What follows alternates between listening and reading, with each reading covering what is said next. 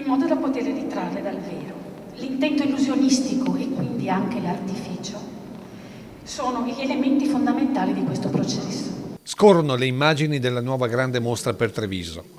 Natura in posa, questo è il titolo, è stata il cuore della presentazione dei 4 eventi per la città per i prossimi 4 anni.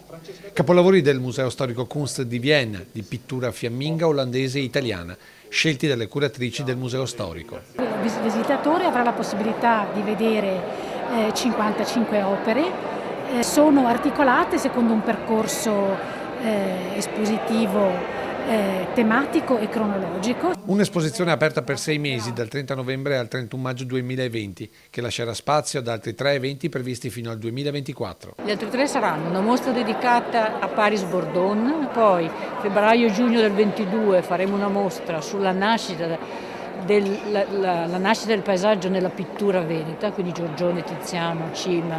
La quarta mostra invece è una mostra dedicata alla donna, il ruolo della donna nel Cinquecento, nel Rinascimento veneto, attorno alla figura di Caterina Cornaro. Un calendario unico e non itinerante, come aveva chiesto agli organizzatori il sindaco Mario Conte, convinto che solo con l'esclusività si vince la sfida turistica con Venezia.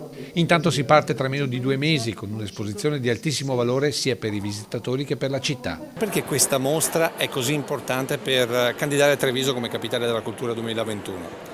Perché non è una sola mostra ma è un percorso, quindi sono 4 mostre tematiche, un racconto del territorio, un racconto del perché il nostro rinascimento veneto e la nostra storia dell'arte sono così importanti, ma soprattutto un progetto di 4 anni fatti da tutti i protagonisti del territorio, quindi un lavoro corale che parla al territorio.